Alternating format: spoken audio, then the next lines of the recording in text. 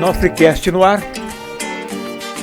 Vamos tratar hoje de um assunto bem leve, apesar de aparentemente não ser, bem delicado, que é a questão que perpassa pela morte e pelo luto. E para falar desse assunto, eu convidei uma pessoa que tem uma visão de perto da morte. O Nilcinho Marques, que está aqui conosco, ele é da área de comunicação do grupo BM2, né, Nilcinho? Isso. Que tem, é mais de uma funerária? É o plano hoje, né, da Pax Nacional, O plano da Pax Funerária. Os grupos, né, tem toda a ótica também, todos os empreendimentos que envolvem ali os associados de maneira geral de assistência Mas familiar. ele passa fundamentalmente pelos serviços póstumos. pelos né, serviços póstumos. Então eu conheci o Nilcinho e achei interessante a gente conversar um pouco sobre isso, porque ele tem familiaridade com a morte. E nós outros cá encontramos a morte passando pelo caminho da gente, ou de algum amigo, algum parente e tal. Mas a gente lida naquele momento com muita emoção, é emotividade, é emocional, mas não lida com a morte de uma forma natural. A nossa conversa vai ser nessa direção hoje. Eu espero que você nos assista, curta e compartilhe. E se inscreva, por favor. Quem nos patrocina aqui é a ProSoja Mato Grosso e a Carandá Digital. Nilcinho, prazer em ter você aqui. Prazer é meu, Onofre. Acho que é a segunda vez que a gente está conversando. Uma foi lá no Igor sobre comunicação. Então, prazer, uma honra para mim, comunicador como você. Posso dizer assim, colega de profissão, né? Nós somos da comunicação. Mas é uma honra tremenda estar aqui contigo e prazer. Muito obrigado, a honra é nossa. Nilcinho, você está no grupo do BM2, como é que nós vamos chamar? Grupo... É isso? O grupo BM2 é uma denominação recente, né? Está criada inclusive por nós, né? O meu trabalho dentro do grupo inclusive é esse, criar a parte de comunicação. Então é uma denominação nova, né? Mas que veio para simbolizar essa parte administrativa de todo o grupo que compreende essa assistência familiar, que grosso modo é a Pax Nacional, que é a empresa mais conhecida, né? Tá. Você começou nessa área com 16 anos, é isso? Isso. Meu primeiro emprego foi com 16 anos, né? Dentro da funerária, numa das funerárias, né? O Nilson pai, né? Isso. É um dos sócios do grupo. Isso. E o Nilcinho trabalha lá. Isso. Mas você começou lá na ponta, né? Comecei na ponta. A nossa criação é bem tradicional, né? Estilo antiga, né? Graças a Deus. Hoje eu agradeço muito meu pai por isso. E não teve moleza, né? Ele é interior de São Paulo, Ele é interior de São Paulo, de Marília, né? E ele teve essa criação, né? Na verdade, o início da funerária aqui foi muito sofrido, né? Eles vieram sem nenhuma perspectiva, sem nenhuma garantia. Veio o meu avô, José Marques, aqui. Já tinha experiência lá? Nenhuma, né? Na verdade, abriu meio que simultâneo depois, né? Em Marília até hoje tem uma das funerárias lá. E eles vieram, assim, com 4 filhos, né? E quem trabalhava eram os irmãos, eram 3 irmãos homens, né? E a caçula, minha tia Rose. E os irmãos trabalhavam, então eles que dirigiam, como meu pai que dirigia a Kombi pra cima e pra baixo, andavam o Brasil todo.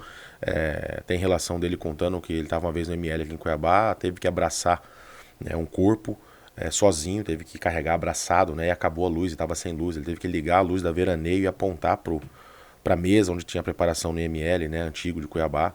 Então eles viveram uma vida, graças a Deus, feliz, porque eles trabalhavam, né? Tinham uma vida emocionalmente feliz, sempre foram ligados à religiosidade, de alguma forma. Mas uma vida também sofrida, né? Não sobrava para nada.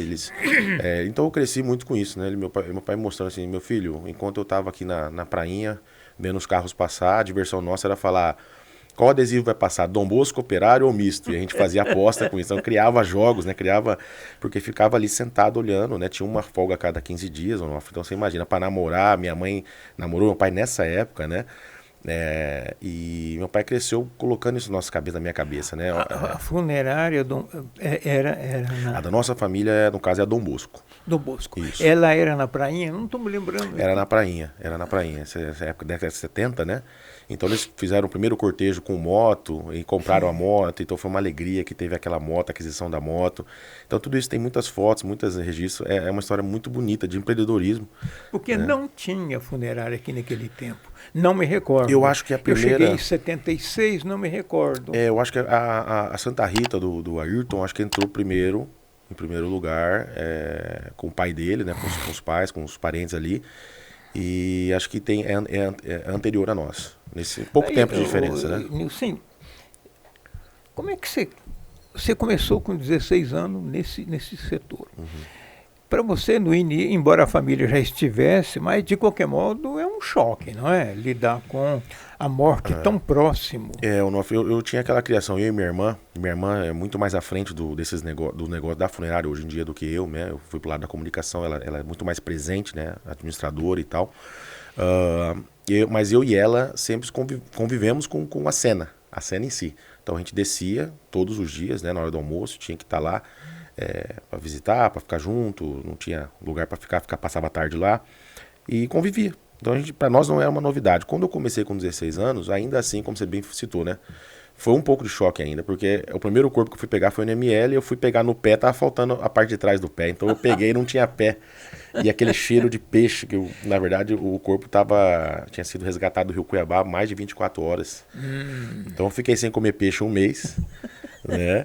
E outras realidades, né? Que você tá ali adolescente, a gente tinha que colocar a gravata aqui no bolso, pra gravata não bater no sangue. As moscas que pousavam na poça de sangue, que no ML tem a operação, que eu tô falando de coisas aqui meio Não, trash, pode mas falar, não. nu e cru, né? As pessoas precisam saber que tem isso. Falar de realidade. Então, assim, ali tem os corpos no ML, né? Então, quando é morte violenta, não é todo mundo que acontece isso, tem que fazer autópsia mais profunda. Então, tem corte na cabeça, corte no peito, enfim, de acordo com o acidente ou com trauma. Então, tem muito bandido, tem de tudo, né, que tá ali. E fica aquelas poças, né, às vezes ali, e a mosca pousa na poça e vem pousar na gente. Então, assim, você vai criando vários mini traumas, né? Não é trauma, mas aquelas manias, né? Então hoje em dia eu não consigo comer comida com mosca, que você pousa a mosca eu já fico meio assim, meio que dou uma disfarçada, tento... aquela coisa do peixe, cheiro de peixe. Mas como é que é acostumar É difícil. com a morte de cara a cara?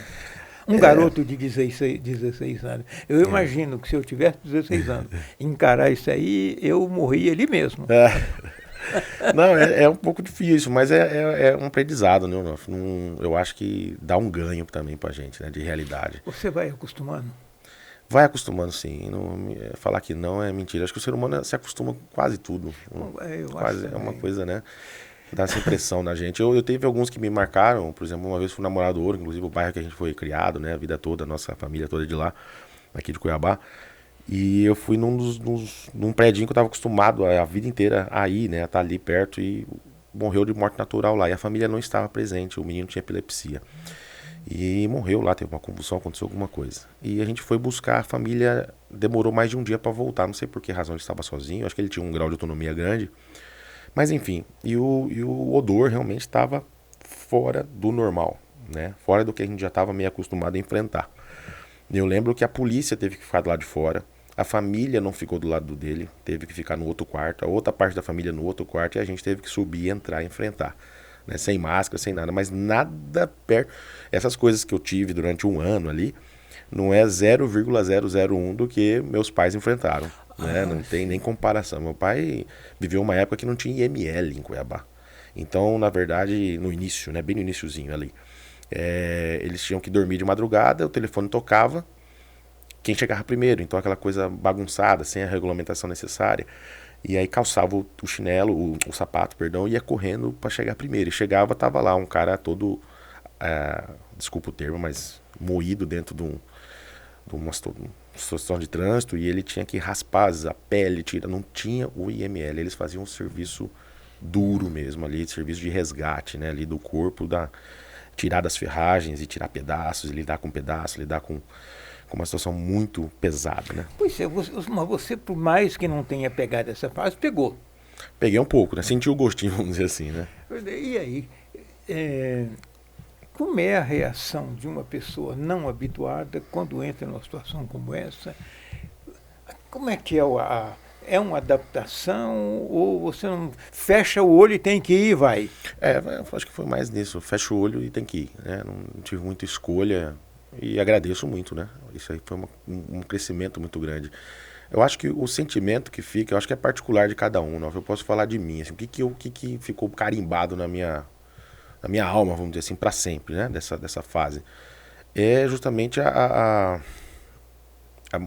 a fragilidade que nós... Porque quando você olha uma pessoa na mesa ali na tua frente, você sabe que ela é identicamente a você. Sim. E uma hora você vai estar naquela mesa. Ela teve sonhos, vida. Total, você tá ali trocando a roupa dela, você vê a roupa que ela usa, você olha pra cara dela, vê a barba, vê... Você sabe que ali tem uma vida, né? É diferente de como ver morto em filme, como a gente vê ali num acidente, jogar o cara ali, que já é impressionante às vezes, mas quando você vê ele na mesa, que você tem um contato longo de tempo com o corpo, passa pela cabeça, né? Principalmente nos primeiros anos, né? Eu acredito que hoje um agente funerário experiente, ele já tem essa blindagem, né? Até igual o médico, né? O médico ele não está preocupado muito com você, ele quer resolver o problema e acaba te beneficiando. E tem que ser assim para ele aguentar o tranco. Eu acho que o agente funerário é mais ou menos nesse sentido, Onofre. Ele acaba se cauterizando esse sentimento para que possa ser bem atendido, para que possa dar o conforto e possa fazer o que tem que ser feito. Você quando lidou algumas vezes com esse caso desse rapaz que você citou, e tantos e tantos e tantos e tal, até que ponto afeta o emocional? Você fica... se eu lidar com uma situação como essa, eu vou ficar liquidado por muito tempo. O que eu tenho uma mania que eu julgo que tem a ver com isso, Onofre, cuidado extremo com as coisas, né? Meu avô já era assim, na verdade. Meu avô enfrentou a Segunda Guerra Mundial. Meu avô participou da tomada de Monte Castelo, então linha de frente mesmo, uma pessoa muito humilde, então foi bucha de canhão. E meu avô viu muito corpo, viu muito o mesmo processo. Sim. Você vê que ele e meu pai, apesar de famílias diferentes, né? Porque o meu avô, que foi para a Segunda Guerra, foi o pai da minha mãe, pantaneiro e tal. Ele e meu pai têm o mesmo excesso de cuidado com coisas do dia a dia. É assim, mais do que uma pessoa normal. E eu sou assim também com a minha família, comigo também. Então, assim, apesar de época de moleque, corri perigo no trânsito, acelerei o carro mais do que precisava, mas assim, ainda não, comparado com o resto, muito menos. A gente passou a ser muito mais conservador, muito mais cedo. Essa é uma marca muito que eu reparo em mim. Então, meu avô ficava falando assim pra mim, lá na Moradouro: olha lá, meu filho, não vai subir aí, vai acontecer tal coisa. Tudo era uma tragédia, tudo ia acontecer o pior. Porque você vivia nesse mundo, né? Tudo. No mundo da consequência da... consequência. Olha lá, não facilita, a frase dele era, não facilita, a gente até brincava. Hoje eu tô igual ele. Meu filho faz qualquer coisa, eu falo, meu filho, pelo amor de Deus, a gente tá vendo aí. Quando olha ali um corpo de um homem, de uma mulher, de um jovem, de uma jovem, de uma criança, ali na mesa, para ser preparado para as providências seguintes, é uma vida que está ali. Não é uma vida, é o corpo de uma vida que está ali na sua frente, que a vida já não está mais ali, sim, né? Sim. A sensação que você tem de ver ele, pô, isso aqui já foi uma pessoa que teve uma vida, que teve sentimento, que teve filho, que teve sonhos. Como é que te afeta? A maneira... eu penso, me afeta no sentido de pensar na minha vez. Então eu sou um cara, tem aquela coisa no momento mortes, né? Que é aquela coisa de praticar, que tem na Igreja Católica, muito isso, né? Praticar o exercício de quando você morrer, o que vai acontecer? Quem vai estar, o que você deixou, qual foi o seu legado, os seus filhos. Então essa reflexão se torna mais frequente. Acho que é uma maneira que me afetou. Não sei se foi por causa disso, ou se eu já seria assim se não trabalhasse com isso. Não sei se é da personalidade, mas eu diria que semanalmente na morte. Eu tenho isso comigo. É uma companhia presente, né? Hoje você não está mais na linha de frente, né? Não, há muito tempo. Mas está marcado pela convivência que teve. Sim. Por quantos anos? Eu fiquei dos 16 até eu começar a trabalhar na minha primeira agência, que foi com 21. Dos 16 ao 21 ali. 5, 6 anos. Mas depois que trabalhando com comunicação, hoje, há 12 anos, dos 18 anos meus de comunicação, 12 são dedicados a serviço póstumo, né? Então essa maneira de comunicar. De algum modo está ligado, né? Está ligado, né? Está sempre presente a como comunicar. E do ponto de vista, eu sei que você tem uma formação cristã, do ponto de vista religioso, espiritual, você e a morte posta ali na frente, como é que te afeta? Eu penso assim, Onofre, claro que isso é como você bem disse, né? É uma das correntes. Respeitando todas, entendendo todas podem ser verdadeiras, enfim, a gente não sabe da verdade, só vamos saber depois, né? Mas eu penso assim, pegando a Bíblia pela solo escritura, sem influência das instituições, sejam protestantes, sejam católicos, e uma análise cristã mais primitiva, vamos dizer assim, eu penso que o corpo é como se fosse uma lâmpada física, a lâmpada, e o espírito, no sentido bíblico, é a energia. A energia sozinha ela não dá luz, e a lâmpada sozinha também não dá luz. Quando eu junto a energia com a lâmpada, eu tenho uma coisa chamada alma vivente. Então, quando o radialista falava assim, 120 almas, 1000 almas no Maracanã, ele está falando de gente viva. Então, o termo alma, lá na origem, né, ele é alma de pessoa viva, não é alma penada, né, ou alma apenada. Então, eu acredito nesse sentido, que é uma ligação. Então, o corpo ele é sagrado, tal qual o espírito. Porque ele foi feito por Deus, os dois foram feitos pelo Criador. Então, assim, o espírito volta a Deus que o deu, como está escrito na Bíblia, e o corpo volta ao pó da terra. Sim.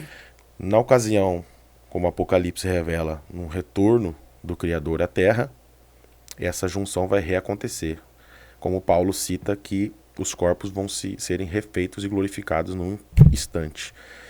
Outra citação que eu carrego comigo para a minha vida é que o Paulo fala que a sensação da morte e o retorno de Cristo à terra, o fim da história, vai ser como um fechar e abrir de olhos.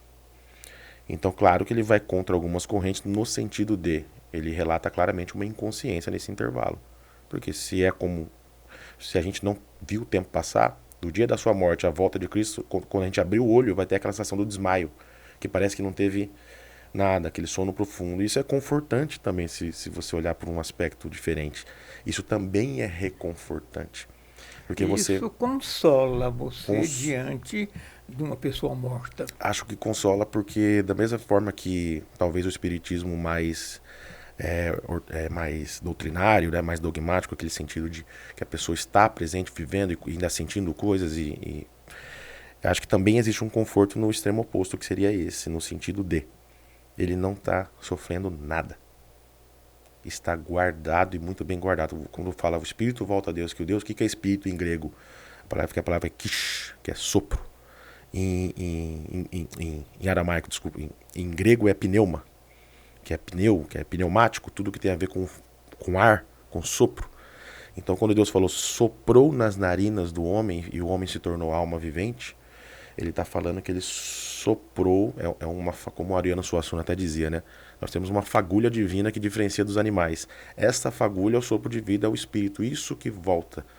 Então não é nesse caso, interpretação bíblica pura, assim, ele não é um ser vivo ali, essa função é do corpo, porque o corpo é santo também, ele é feito por Deus. Toda a arquitetura nossa é divina, né? Sim. Apesar de corrompida, divina. Então, essa separação do corpo e do espírito não tem mais alma vivente, mas está tudo guardado. Um na natureza, outro em Deus. Essa separação é que é a morte, né? A separação é a morte. É o contrário da criação. Com essa vivência que você teve, com essa formação que você tem, a respeito que você está acabando de relatar, como é que você chamaria esse desligamento? Um sono. Morte é uma palavra normal, que se usa aí, é genérica, mas... A gente usa muito dormir. Sono, dormiu em Cristo. Para os cristãos, né? Mas sendo específico. Mas é essa espera. A espera pela vida eterna.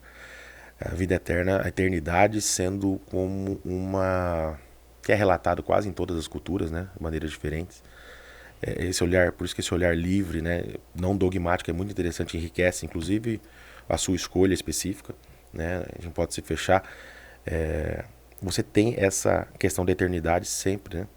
Em todas as culturas, até na Escandinava ali, que longe do cristianismo, tem a mesma coisa. O dilúvio, por exemplo, saindo um pouco do tema, assim, é outro exemplo que tem em todo, até no Vishna lá, nos Brahmas, tem a grande inundação. Então existem coincidências que são meio que a gente fala, não, isso eu posso depositar a minha fé nisso, porque a humanidade inteira não estaria errada. Né? Em todos os tempos, em todas as culturas, então assim, nós temos algumas coincidências que são essas e a própria crença em Deus. Então, é o fechamento de um ciclo. É o plano original, né?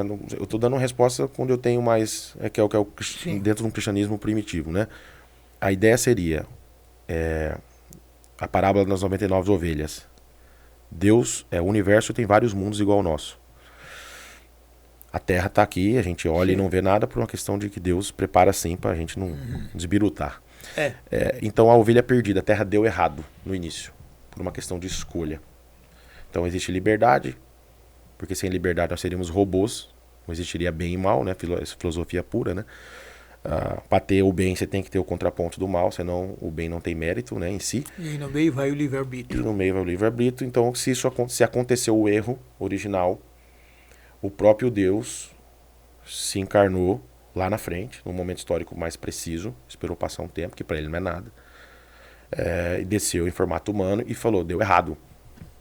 E eu já disse para vocês que deu errado e vocês já sabem que deu errado, eu só vim confirmar. Você está falando de Cristo. Estou falando de Cristo.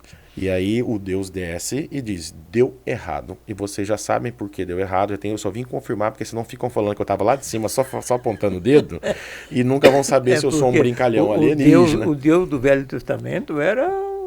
Isso, mas por isso que ele desceu para dizer assim, vocês estão interpretando errado, vocês estão traçando isso e transformando em dogma, transformando em leizinha, transformando em coisa. Não. O que interessa é só isso.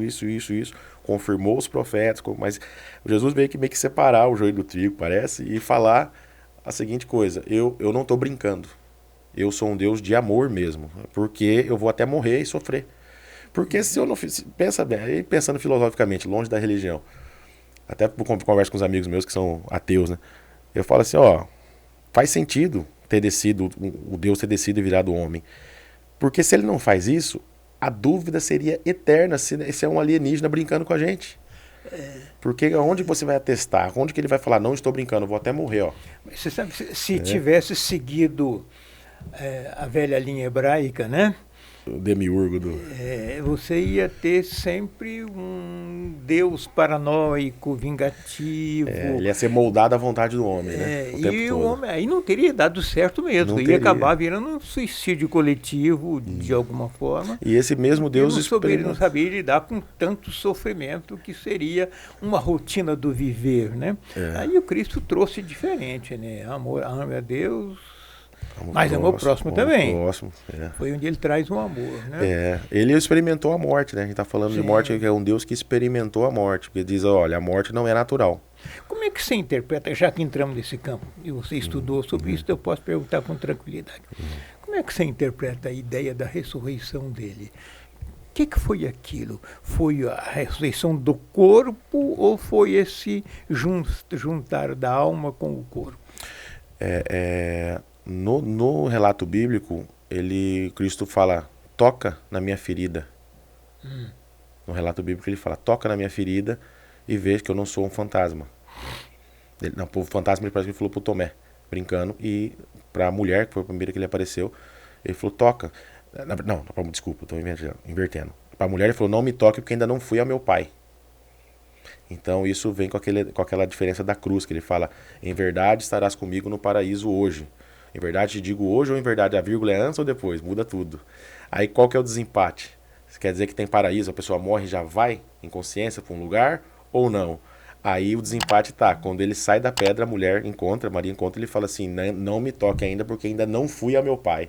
Já tinha passado o sábado inteiro da crucificação. Então o desempate é que, como no grego não tem vírgula, você não... ele falou, em verdade te digo hoje pro ladrão. Em verdade te digo hoje. Estarás comigo no paraíso.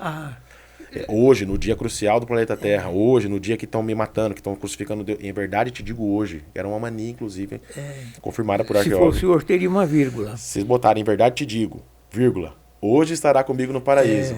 Então quer dizer, aí o católico reforça, tá vendo como existe aquela situação do paraíso imediato e tal, não é na volta de Jesus, não é o novo céu, nova terra, já existe o céu lá do anjinho, da arpinha. Aí eu queria te perguntar uma coisa, pegando todo esse seu conhecimento filosófico, e voltamos à dureza de lidar com a morte física e com o corpo depois da morte física. Não é apenas um negócio, né? Não. Como é que você classifica isso? Olhando aqui do lado de fora, como um cidadão comum, que embora eu tenha uma formação humanista, espiritualista, mas quando chega em morte eu dou um extremicida. Como é que...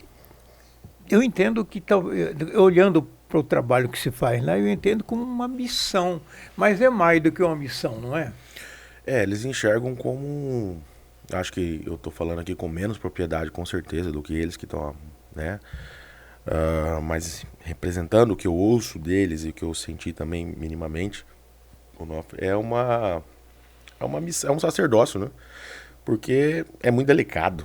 É muito delicado. Qualquer erro ali é muito grave. E é um momento que a sociedade, de certo modo, ela se distancia do corpo. Não vamos chamar de morto, do Do corpo. corpo.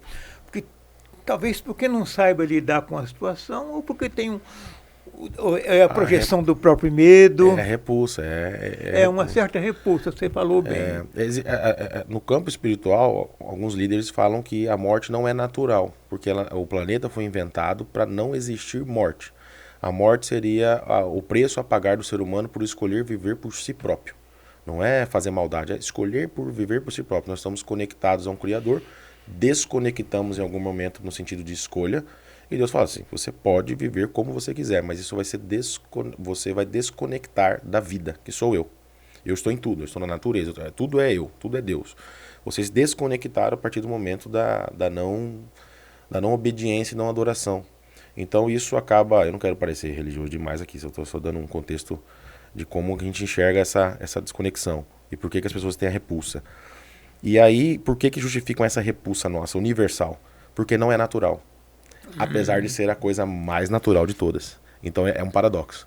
Ela é a coisa mais natural de todas, tão natural quanto o nascimento, só que para a espécie humana, para esse planeta, a gente tem esse estranhamento eterno. Eu estudei antropologia Porque e não era pra lá, ter. desde sempre, a morte não é tratada como um fenômeno natural. Não é bem-vinda de jeito nenhum, né? Não é. Os primeiros rituais de funerários lá em passado de 40 mil anos atrás já existia e eram carregados de dor.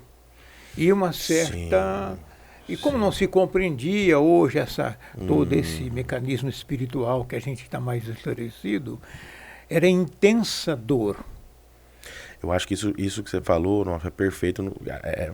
Diz o seguinte, existe um desespero de tapar essa dor nas culturas. Você vê o México, o que ele faz com a morte? Ele faz um carnaval. O que é isso se não desespero? Se fosse olhando por uma ótica, claro, meio crítica, né? Você tem o Dia dos Mortos, né? E é um carnaval, não tem um pingo de destreza. Desfile, alegria, não sei o que. Isso é uma tentativa. Se fantasiam de esqueleto. Uma tentativa clara. Aí, ao meu ver, é uma forma de tentar tapar. Aí você acha que esse luto... Luto não, porque o luto é um posterior, né? Mas essa primeira reação diante do corpo morto é realmente uma repulsa, mas é uma repulsa do corpo, repulsa do destino humano, né? Tem o medo, acho que é o medo do que vem depois, né? Vou ficar sozinho, vou estar no escuro, vou estar no labirinto, vou estar no purgatório. Tem toda a herança também que as correntes foram colocando nas pessoas. Temos muitas correntes. Muitas correntes. Não vamos chamar de teoria, porque teoria é correntes. Correntes, pensamento. A de que vai para o sono eterno, a de que um dia voltará, a de que vai para as dimensões, enfim. Vai ficar renovando. Tudo é esperança ou medo, né? Esperança ou medo, esperança ou medo. Na Indonésia, se não me engano, tem uma tribo, acho que não é na Indonésia inteira, mas é uma tribo que eu esqueci o nome do procedimento. Eles desenterram uma vez por ano, acho que era no mês de agosto, desenterram os entes queridos e botam roupas novas. Ele já lá, morto. E eles fazem isso assim... Aqui em Mato Grosso, os índios bororos têm um ritual semelhante. Eu vi Enterram no centro da... Eu entrevistei aqui... uma volta no centro com... Entrevistei aqui uma pessoa que lida com índios. E ele me disse que eles enterram o corpo, fazem aqueles rituais de homenagem e tal. Depois eles enterram e um pouco tempo depois, ainda o corpo não se decompôs, eles tiram, vão no rio, lavam e tem ritual com os ossos. O que é isso, se não tentar tapar a dor? Essa vontade de eu não consigo aceitar. Pois, e nós aqui, pegando o seu raciocínio, e nós aqui vamos para o cemitério, que é um lugar onde colocam os mortos, aí é uma questão sanitária e social, né? Claro. Mas aí você coloca lá uma coisa maravilhosa, um mármore e tal, Sim. você está cobrindo, né? Está tapando. É. Eu estou vendo, sei que daqui, mas não estou vendo. Tem que tapar, né? Porque querendo ou não, fica. É uma coisa que vai ter. A gente pode fugir da coisa ontológica, né? Vai ter um mau cheiro, vai ter aquela. Vai ter deterioração natural. E ninguém quer ver isso, né? Não. Por isso que essa coisa da Indonésia é me uma chocou negação, muito. não é? É uma negação. Fora o desagradável que é, mas é uma negação. É uma negação. Se eu faço festa com isso, eu acho que é uma forma de negação. Se eu vou lá e desenterro e visto com roupa nova, eu tô negando, porque eu tô querendo falar assim, tá vivo, não tá morto, tá vivo, eu vou botar uma roupa nova, eu vou, sabe, é diferente de prestar homenagem, é diferente de fazer como a sua história, é refletir profundamente, transformar numa, é isso que é o correto fazer, na minha opinião, eu sou da mesma opinião que Deixa você. eu te perguntar uma outra coisa, pegando a sua experiência, pegando esse lado filosófico da conversa e a experiência. Sim. Eu tive uma experiência de ter um filho que morreu de um acidente de moto lá em Salvador, eu trouxe para ser sepultado em Cuiabá. Está ele lá no caixão. E eu juro a você que eu não sei que sentimentos eu tinha. Primeiro eu estava impactado, né? Claro, choque. Mas eu não tinha sentimento de chorar, não tinha sentimento de lamentar. Perfeito. Eu senti um peso muito grande aqui, muito grande, que me perseguiu por muitos anos, até que a gente vai diluindo com a compreensão e o tempo, né? Tempo e compreensão. Hoje nós tratamos com naturalidade. Sim. Mas anos depois, o ano passado, a minha mãe morreu. Morreu com 96 anos, estava no hospital e tal. Eu fui a Brasília, onde ela mora, fui lá no velório dela. A sensação era completamente outra. Pessoa serena, que estava na hora de terminar mesmo a passagem dela aqui e tal. E não me trouxe nenhum desconforto, assim como o papai também, quando morreu, não me trouxe nenhum desconforto. É a ordem natural, né? Já do Marcelo me trouxe um desconforto profundo ali, e depois, né, até resolver. Claro. E a gente vem para a morte, ela tem dimensões diferentes. Onofre, esse relato que eu acho que é pior, eu tenho 4 filhos, né? Então eu fico imaginando o que você passou. Eu também tinha 4. Não, tem 4 que o Marcelo está por aqui. Isso. Então assim, eu fico imaginando, calculando o que você passou, né? A gente que é pai quer se afastar disso de qualquer forma, né? Eu, da experiência que a gente tem de ver lá as coisas acontecer, a maioria é muito traumática, né? Eu fico impactada de criança, quando a criança é pequena ainda, então você imagina, né? A gente já viu coisas lá que é dolorido até de relatar, né? Afogamento, a gente lá, aquela coisa que eu te falei, é píssico até hoje. Com meu filho, não vai à piscina, olha, fica de olho, não dá mole, né? Porque a gente viu muitas vezes acontecer na nossa frente. Mas tem gente que consegue ter essa sabedoria maior, esse olhar, eu não sei se é o caso de filho, não pode falar que é egoísmo, mas esse olhar que você teve nobre, né? Em relação à situação. Porque você sentiu o que tinha que sentir, mas teve uma mulher que se eu não me engano, estou lembrando aqui, que ela agradeceu o tempo de vida que ela teve com o filho. Eu também, a minha mulher e eu agradecemos. Isso me marcou muito. Nós agradecemos, o Marcelo tinha 29 anos, nós agradecemos por ter tido ele conosco 29 anos e entendemos que ele esgotou o tempo dele e ele foi embora para outro caminho. Isso, Onofre, eu estou falando para você aqui, profunda admiração por vocês. Esse caso, essa foi minha mãe que contou na época, falou, olha, aconteceu isso, a mulher, ela ajoelhou, só orou, não teve, ficou... E é da personalidade, é do temperamento, né, Onofre? Eu não me vejo assim, eu não conseguiria ter essa sabedoria. A gente estava até conversando do jiu-jitsu antes aqui, e eu lembrei na hora, quando você contou a sua história, eu lembrei na hora desse mestre. Ele é o maior mestre do jiu-jitsu hoje, vivo, chama Rickson. Ele mora nos Estados Unidos há muitos anos e tal. E ele perdeu o filho, dele foi ocasião de droga, chamava Roxon. E o menino tinha 19 anos. Ele é um pai muito amoroso, muito carinhoso e tudo. Se não me engano, o Rickson tem 3 ou 4 filhos também. E perdeu o Roxon. Ele deu esse relato muito semelhante ao que você me falou, sabe? E isso é porque ele ficou muito mal durante um tempo. E depois ele falou, eu tenho que transformar isso numa coisa boa. Como é que eu transformo isso numa coisa boa? A pior tragédia, uma coisa boa. E ele construiu para o filho dele um mini monumento. E eles também são espiritualistas. Ele também tem essa devoção. Ele construiu lá na casa dele, que é um lugar lindíssimo, né? Tem frente pra praia, nas montanhas lá da Califórnia, ele construiu um pier sozinho. Então ele usou aquilo como terapia para ele. Construiu um pier, jogou na árvore, botou lá tal, e ficou uma vista maravilhosa, e botou o nome do filho dele, fez uma homenagem pro filho dele. Isso aqui é para ele, é dele. Depois que ele construiu aquilo, na verdade foi uma maneira de transferir a dor em trabalho, em serviço. Olha a cabeça, né? Você transferir a sua dor em serviço, né? Acho que isso é um grande segredo. As pessoas que eu vejo recuperando, e você é mais um exemplo, né, que eu vejo, é quando transforma a dor em serviço. Você falou do grupo lá de mães e tudo aquilo lá. A propósito, deixa eu te falar uma coisa também, pegando um gancho na sua Isso é maravilhoso. Nesse grupo Evangelho das Mães, que é um grupo de senhoras que se reuniu, famílias que perderam um filho, reuniram-se para uma terapia em conjunto, sob a orientação espírita da dona da casa que nos acolheu, mas não era necessariamente espírita, era mais humanista, né? Sim, sim. E solidário. Perfeito. Ali eu vi que a morte tem hierarquias. O Marcelo pegou uma moto grande, deu uma acelerada nela dentro de um condomínio, perdeu o controle, a moto bateu no muro, o capacete caiu, ele bateu o rosto no muro, deformou um lado do rosto e teve traumatismo, morreu ali mesmo. Nossa. Aparentemente, ai meu Deus, se tivesse, assim de repente, se tivesse tido tempo de preparar para saber. Certo. Então, essa é a primeira impressão.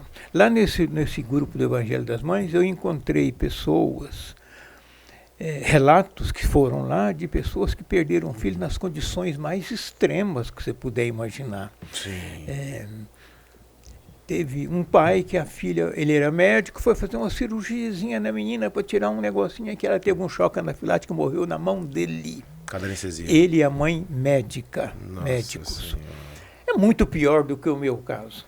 Sim. Porque o meu caso resolveu ali, nós tomamos as providências todas, encerrou o ciclo dele. Mas teve outro que não teve filho para enterrar.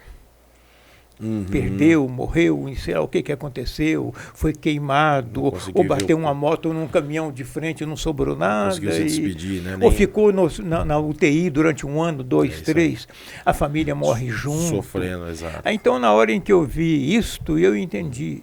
Na fila, eu estou no primeiro lugar. Sim. Porque os últimos são muito dolorosos, né? Não é uma então, coisa só, né? eu comecei a acreditar, Nilson, que a morte tem uma certa hierarquia na forma como ela acontece. No meu caso, eu sou profundamente agradecido por ter sido da forma que foi. Não tenho dúvida. Assim, é uma escala dentro de uma tragédia muito forte, né? Mas eu concordo com você, 100%. A gente pensa até na gente mesmo, né? Quando eu for partir, eu quero que seja rápido. O meu sonho é esse. O meu sonho era morrer dormindo e quando acordar tá morto. Exatamente. É o máximo, né? O melhor dos mundos, né? Agora, quando você vê ali naquela mesma pessoa morta, ali tem um destino, né? Ela morreu de morte natural, morreu de morte violenta, por acidente ou por outra forma, armas, coisas assim, ou morreu por afogamento. Né? Você, no seu caso, com essa formação filosófica que você tem, você olha simplesmente um corpo ou uma vida que esteve ali por tanto tempo e que agora tomou um outro rumo.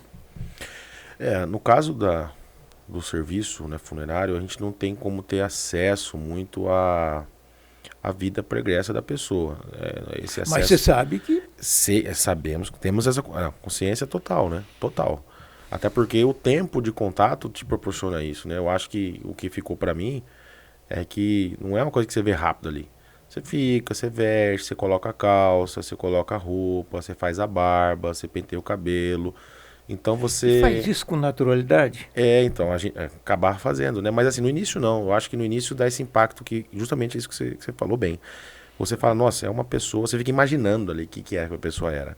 Algumas vêm com história, né? Quando morre de alguma maneira mais curiosa, você fica sabendo toda a história. Chega ali e você está sabendo, né? A pessoa, a gente usa... uma pessoa, um professor, uma coisa assim, morreu de câncer. Aconteceu morreu isso. De infarto. Um acidente, ou um assalto, ou alguma coisa trágica, aí a gente fica sabendo, né? Mas no dia a dia... a maioria é anônima, né? A maioria é anônima, e aquela acaba virando rotineiro, né? Pro profissional, né? Que no meu caso eu tive mais esse impacto, porque foi temporário, eu tive esse tempo de ficar pensando, tava ali. Mas o agente que tá ali mesmo na linha de frente, ele acaba virando aquele médico, como se fosse o médico. Ele não olha mais o indivíduo. E não impacta ele Não, porque como a gente aqui fora imagina que impacta. eu vejo isso como uma coisa boa, porque eu aprendi isso com a medicina, com os médicos amigos e tal, que a gente presta serviço, enfim. Eu fui aprendendo que o médico bom não é aquele que... soa ruim falar isso, né? A gente fala isso, fica parecendo desumano. Mas eu não vejo assim, eu consegui entender. Porque assim, vamos lá, o bom médico é aquele que resolve o problema em maior quantidade possível e com mais eficácia possível. Isso é o bem que ele traz final. Esse médico ele não precisa ser exatamente, claro, ele não precisa ser um cara grosso, ele não precisa ser um cara desumano, não é isso. Mas é um ponto que ele tem que estar tão acostumado que ele já não individualiza tanto, ele não se envolve emocionalmente tanto.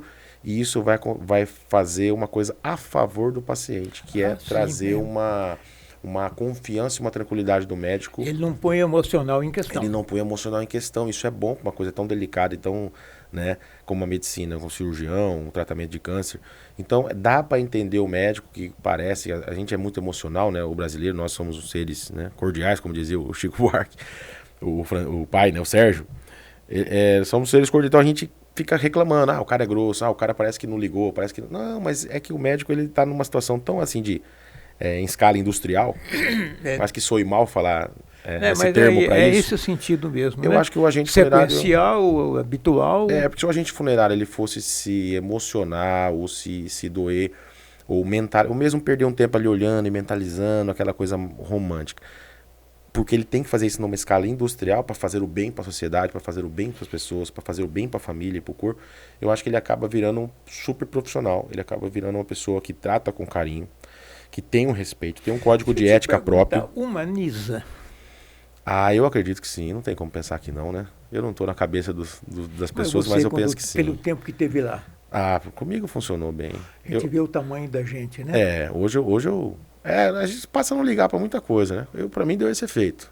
Não sei se é de criação também, acho que casou as duas coisas, né? Não tem uma criação muito simples, né? E tal. Mas passa a não ligar para muita coisa. Eu, para vir bem vestido, eu tenho que vir aqui conversar com você para vir bem vestido. Eu não ligo muito, senão uma mulher fala, cara, você tá todo maltrapio, se veste direito. Tá bom, então eu me visto. Então, assim, acaba não prestando muita atenção. Eu tô falando de mim, né? Não presta muita atenção com o carro do ano, você tem que trocar. Você acaba ficando meio desleixado. Não sei se isso é fruto disso um pouco, né? Talvez você falando assim, porque você vê que é muito finito ali, né? Você vê que todo mundo é igual. Muito finito. Tem o corpo do rei e o corpo de uma pessoa ali que, né?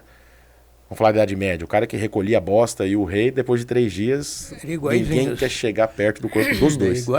Então isso é uma grande lição, né? E a gente não ficar se emperequetando, não ficar acreditando muito, levando muito a sério maior, né? A vida é maior do que esse exterior que a gente aparenta. Claro, isso é convenção social, né? Você não pode sair na rua pelado. Claro. Mas criou-se uma convenção social para isso. Mas é importante. É uma convenção social, de convivência, né? Mas lá, na hora que chegou para tomar banho, todo mundo é igual, cada um ao seu modo, né? O essencial está ali e não é relevante. O sadio é a gente ter respeito por essas convenções sociais, a gente entender que é legal ter coisas boas, materiais, é legal, e buscar isso na medida do possível, para trazer conforto físico mesmo, conforto material, é legal estar bem vestido, é legal ter essa convenção social, ela não pode ser desprezada também, porque senão você vira aquele falso, né? É da convivência, né? Senão ficaria barbárie. Então assim, é o equilíbrio, né? Você entender que aquilo vai acabar muito rápido. Eu queria te perguntar uma outra coisa que nosso tempo está caminhando. O forno crematório. Eu, pessoalmente, não estou resolvido quanto a isso. Se eu vou, quando eu morrer, eu tenho 80 anos, eu tenho muito mais passado do que futuro, né? A morte em si, a passagem, não me incomoda nem um pouco, porque eu sei que tem toda uma história para chegar até aqui, e eu sei que daqui a pouco ela é mais finita do que antes. Claro. Eu me perguntaria, gostaria de ser cremado ou não? Não sei te dizer. Como também eu não sei dizer como é que é a minha relação com a cremação. Que experiência você tem? Eu vou responder igualzinho você perguntou. Eu também não sei, Onofre. Eu já me perguntei, será, rapaz? Será? Mas assim, muita gente está aderindo, está crescendo, tem essa barreira cultural. Por exemplo, nas cidades do sul, eu sei através deles que tem uma aderência muito maior, tá? Os ateus, por exemplo, as pessoas que já tem uma aderência maior. Os cristãos têm essa dúvida, né? Eu já perguntei para pastor, para padre, a gente já teve essa conversa, e eles autorizam. Não existe nenhuma... Não sei se na Igreja Católica tem alguma corrente que não permite, eu não posso falar, que eu não conheço. Também não sei. Mas eu já ouvi pastor dizendo que não tem problema, mas a insegurança persiste, porque quem acredita, por exemplo, na ressurreição do corpo, como a Igreja Católica também acredita, é aquele cristianismo que o mar... Mas você coloca... Você falou lá atrás na questão do negar e esconder. O cremar tem a ver com isso, certo? Fora o lado sanitário, né? Eu acho que tem. Eu acho que tem gente que... Eu já vi gente falar que quer cremar para o corpo não apodrecer. Eu já vi essa frase na minha frente. É isso que você... encontra isso que você falou. Ela quer negar o quê? O apodrecimento, a deterioração. Então vamos fazer o seguinte, eu vou fazer uma coisa mais higiênica e fazer o processo acontecer antes que ele aconteça. Tem gente que tem essa cabeça. Os vikings, vikings é errado, vikings não é o povo, né? Vikings é o costume. Eles queimavam, os escandinavos, né? Com a gente certo. Barco e soltavam. Botavam no barco, eles enterravam o barco. Muitas culturas faziam isso. Eles também enterravam, às vezes enterravam até o barco também. Eles praticavam já as duas coisas, mas mais a cremação. Os hindus queimam até hoje. Queimam até, muita gente queimam também. Numa pira, né? Eu acho que lugares que tem muita população, igual a Índia, no caso do hinduísmo, vira grande conveniência também, né? Sim. Porque você economiza espaço. Então você simplesmente crema, e você tem hiperpopulação. Realmente tem um dilema moral aí. Você põe o caixão, desce, põe cobre e tal, bota ali uma placa em cima, mas o corpo vai se deteriorar. A gente não sabe como é que é isso, e é bom até mesmo não saber. Mas um dia terá só os ossinhos ali. E na cremação não fica nada.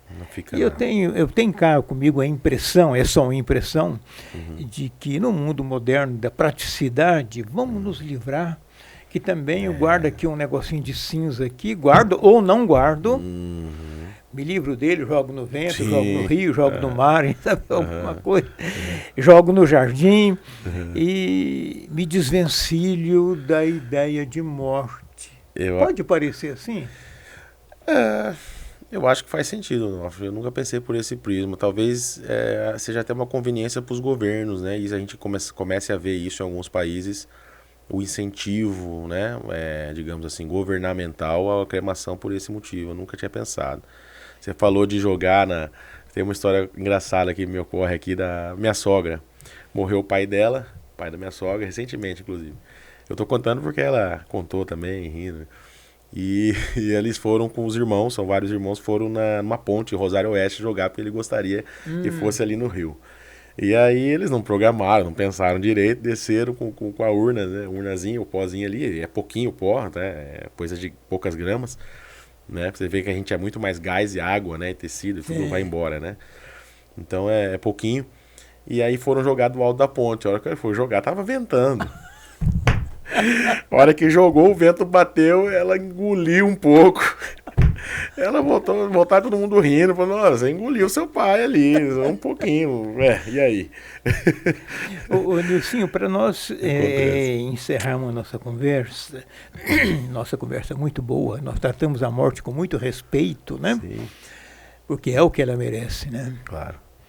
Ela é o contrário do nascimento, tão filosófica quanto, né? Para quando vai nascer, chega de algum lugar ali e incorpora um veículo novo ali na materialidade física. Sim. Aqui se desmaterializa e o veículo vai embora para outro caminho, lá na frente ele volta de novo, etc. Gente, olhando do ponto de vista do póstumo e olhando do ponto de vista dessa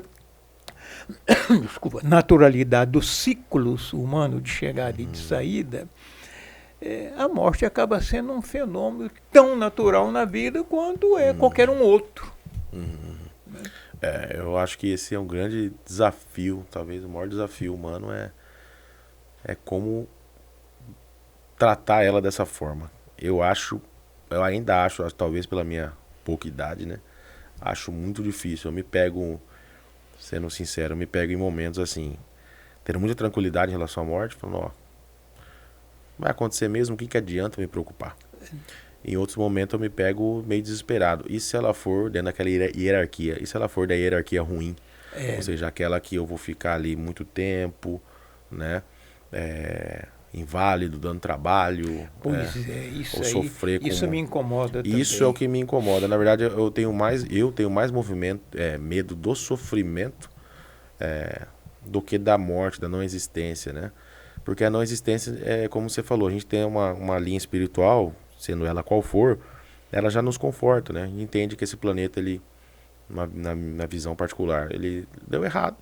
A gente está aqui para cumprir a nossa estrada e esse planeta ser reformado, ser refeito lá na frente, né?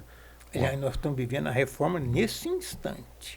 Tudo que está acontecendo, eu tenho interpretado, visão, eu interpreto, Onofre, interpreto que é o Apocalipse. Só questão de linguagem. O Apocalipse é uma linguagem metafórica, escrita há quase 2000 anos atrás, um pouco menos de 2000 anos, né?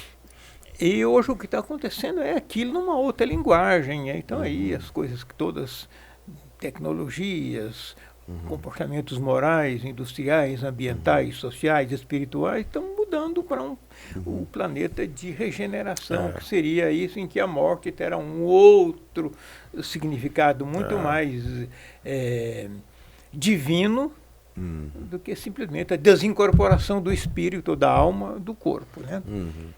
Eu tenho a minha visão particular, como eu aprendi, é muito legal ouvir, né? Todas, e sempre vai alimentando a gente, né? Essa visão do Cristo falou, né? Quando ele voltaria, dessa visão, todo olho veria, todo olho verá, será como um relâmpago que sai do Oriente e vai até o Ocidente. Então ele deu que é um acontecimento real e que todo olho verá.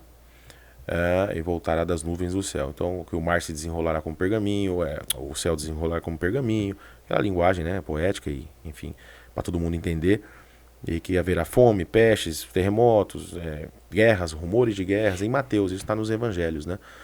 Ele dá sinais, né? Ele fala que isso ainda não é o fim, que seria as dores do parto. Ele fala, atentais que isso ainda não é o fim, são as dores do parto. Quando o evangelho for pregado em todo mundo, então virá o fim.